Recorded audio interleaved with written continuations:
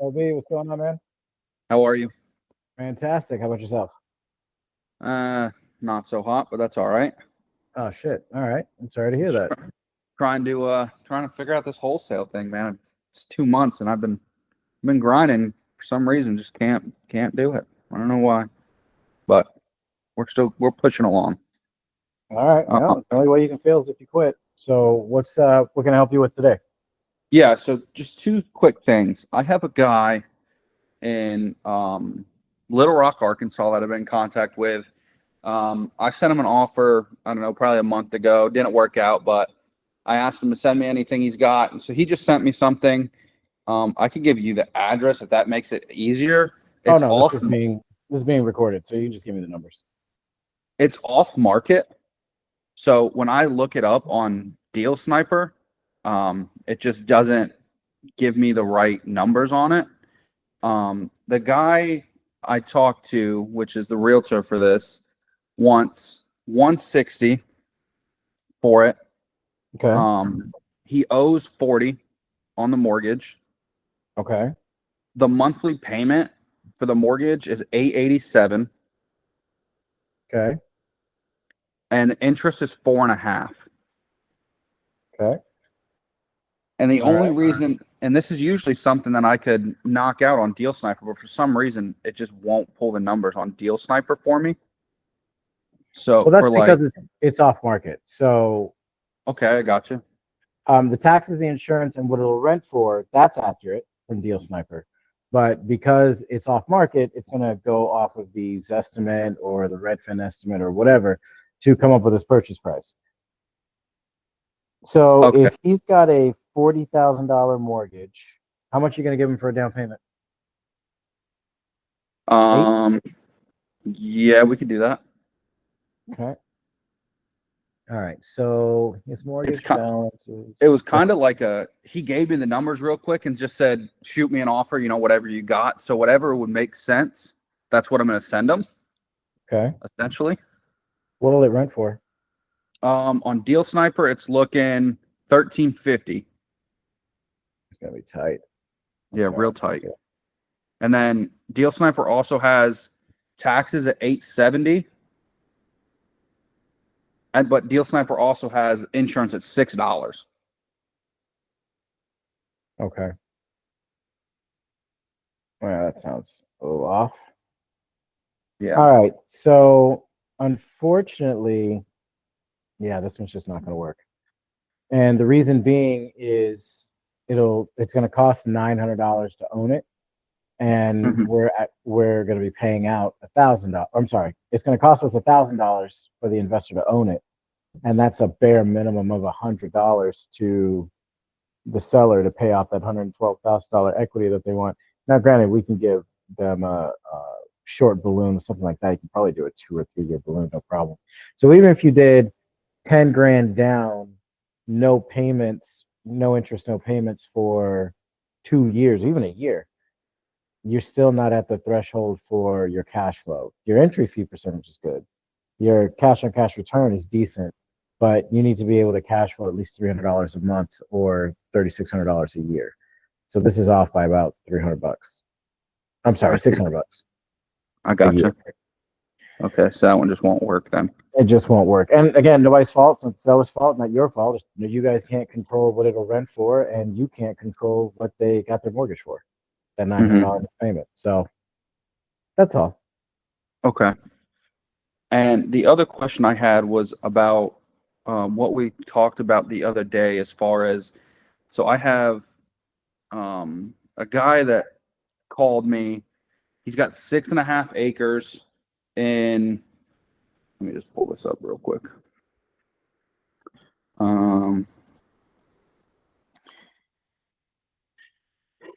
6.5 acres in Birmingham, Alabama. Okay. It was appraised at 1.2. All right. He wants 699. I don't know I've never messed with land all too much, but from what I've seen, it's on a busy highway. I mean, there's Walmarts, there's Targets, everything you could possibly imagine. 6.5 acres. It already has a turning lane onto the property. He owns it outright. He's just trying to sell it so that he can put that money into something else. I don't really know how to go about doing land like this, especially this big kind of chunk of land at 700 grand. Okay. So first thing you want to do is you want to go online, Zillow, right here. I'll show you. I'll find one on my end. So let's go. Redfin. We'll go. We'll go here. I'm just going to pull a quick one up.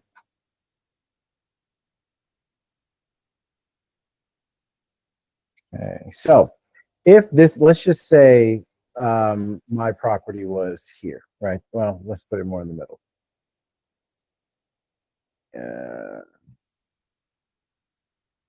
Okay. So let's say our property was right here, right? Yep. So what I want to do is I want to go to Redfin, Zillow, doesn't matter. And under home type, I just want to hit land. Okay. And I kind of want to see what's for sale in this area. So I see that I've got half an acre being sold for $30,000. Oh, that looks like about it. Oh, here we go. Here's some more. Oh, this is an entire block. All right. Well, no, this is actually probably relatively close. So what you'll do is I see what this is selling for, right? And this looks like, yeah, 29 lots, sewer line, everything's good. Okay. Can't get financing. Okay, yeah, that doesn't matter to us. Okay. So I want to see what's for sale that's as close to my property as possible, or just a very clear, like you say, yours is what, 6.5 acres? That's right. Yep. So the first thing you want to know is what in that area, how much is an acre going for? Okay. So you want to find properties that are in that same area, and you want to go on, see what's online or on market, and see what an acre is selling, or just about. You can break it down in a half acre too, if that's what you got available, and then you multiply it by the appropriate number, and that should give you a baseline for what the area is going for. Then you want to see if there's anything either close to the size of yours or a little bit bigger, and see what those are going for. Then you want to cross-reference those numbers. Then you want to flip it. So once you've got that, then you want to flip it to sold. And I'm going to go back a year. And then I want to see what's being sold or what has sold in the area for the same price. I want to do the exact same thing again, but now I want to do it with properties that have actually sold. And that'll start to give you, like, here's one, half an acre. So the other one was 0.44 acres. This is 0.55 acres. That's fine. And it sold for $35,000. Now this one, the one that we had for, if I remember correctly, was being sold for $30,000. Let's see. Yeah, being sold for $30,000. So now I know, okay, an acre is about between $30,000 and $35,000. That's how much an acre is. So now if this were my property, I would just take that and multiply it by 6.5. And that'll give me a baseline. So that's how you're going to get your baseline. And then once you have that, and you can always hit me back up once you do this, but once you have that, then you want to start weighing, okay, is there anything that's this big that has sold in the last year? And then you want to see how long on market. See, land, if you don't find someone, you're only going to have two types of land buyers. Someone who knows exactly what they're going to do with it, and the moment they close on it, they're going to start building. Or someone like what I would do with it, if what you're telling me is accurate, if it's bustling city around it, I would just buy it and hold on to it for a few years until it went up in value quite a bit. And then I would sell it to probably the city or a developer, something like that. That's usually the two types of land buyers you're going to get. So you just have to make sure that it makes sense. If you've got one going to, do something, if your property is zoned well, it's not in a floodplain, they got multiple different options on what they can build, it makes sense, then yeah, you can dispo it to one to gear your materials to someone like that. If it's something like, hey, everything around it's getting more expensive, it's going up in value, just take it and hold it for a few years. If you can afford that, then yeah, you'll probably make a decent amount of change. Then you can gear your dispo material to that type of buyer. But you got to have a basis point to see if what he's asking. He said it was appraised for 1.2.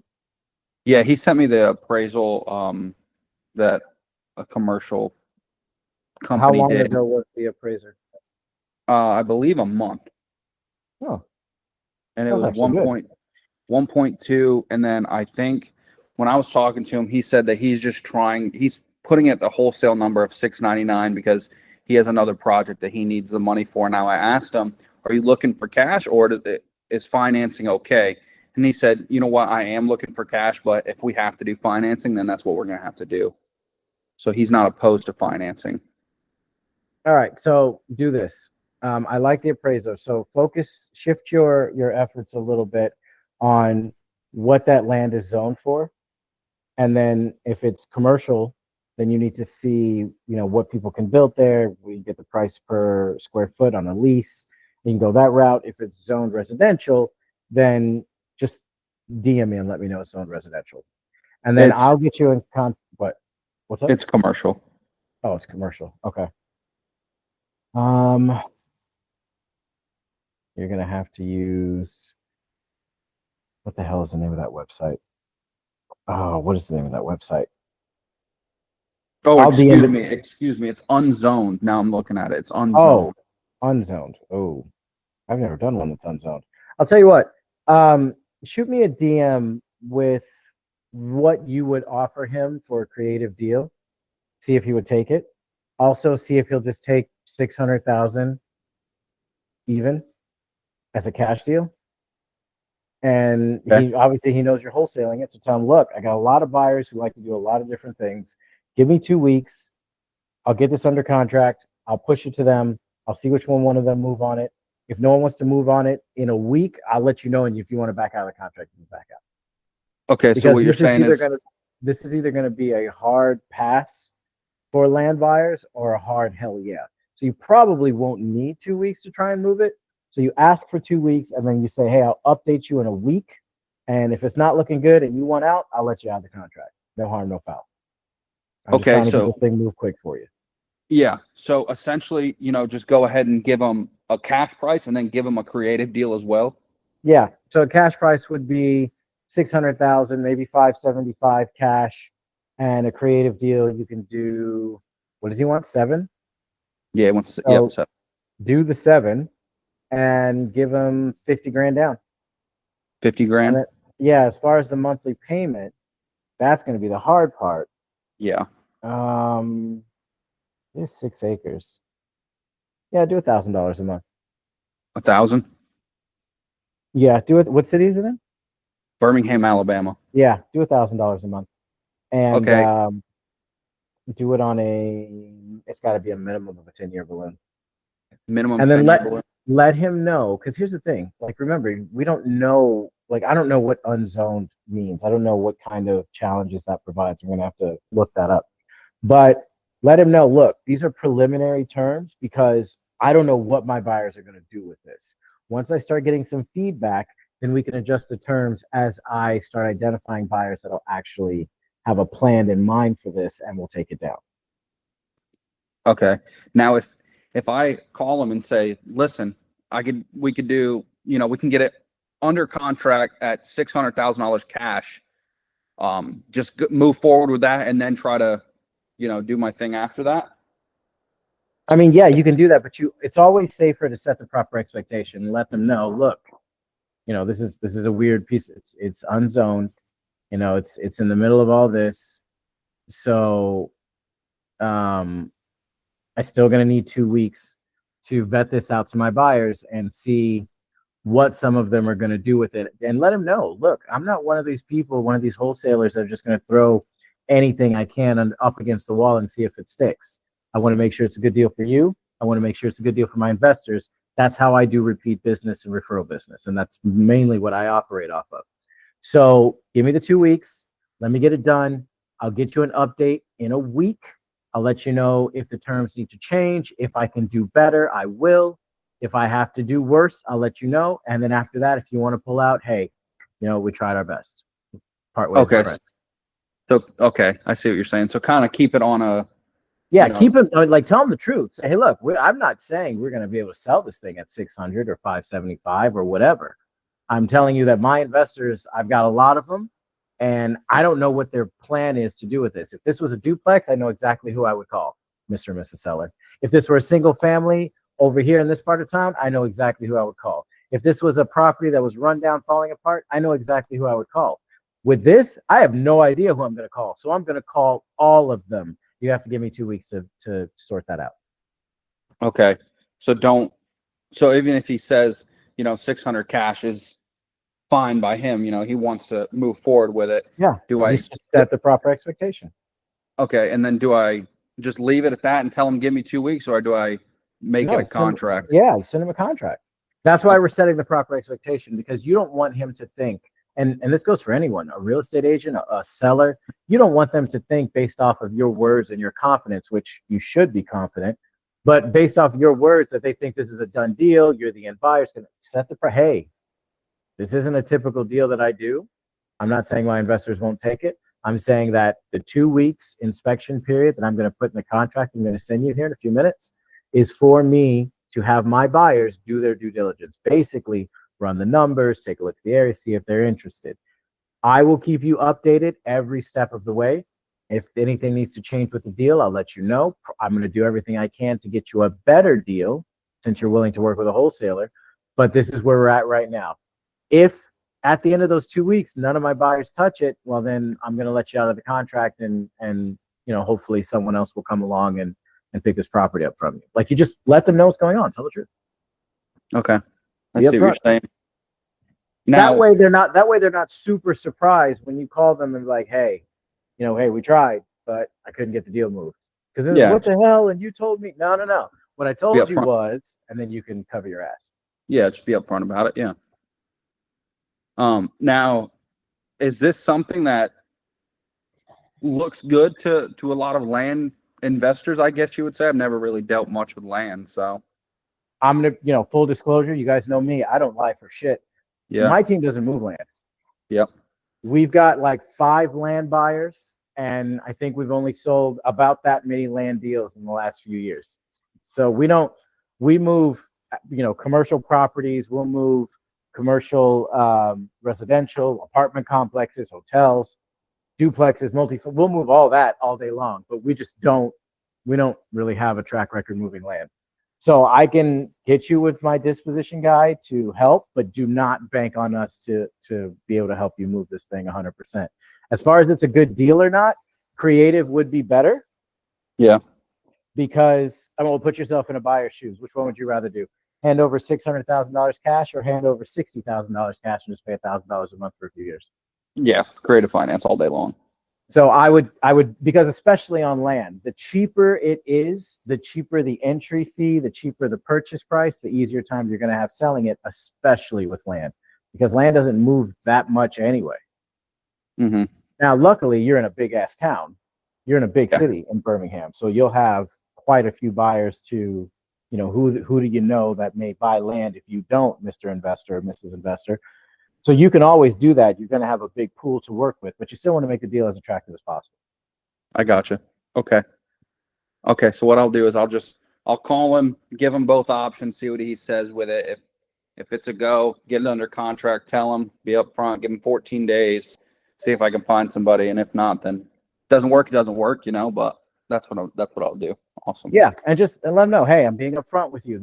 I'm sending you this contract and we're going to do our best to move it. I think this is a good price, but again, this isn't what we typically do. And I would use that line that I gave you because it's the truth.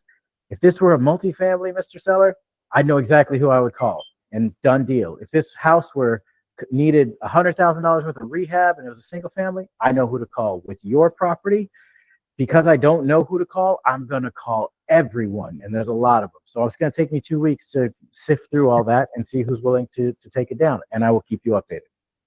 Okay. Yeah, that's what I'll tell him then. Cool. Awesome. Well, I appreciate it. Not a problem. Is that all you needed? Yes, sir. All right. Cool deal, man. Good luck. Let me know how it goes. I'm actually kind of curious. Will do. Thank you so much. I appreciate it. Not a problem. Have a good rest of your day. I'll talk to you later.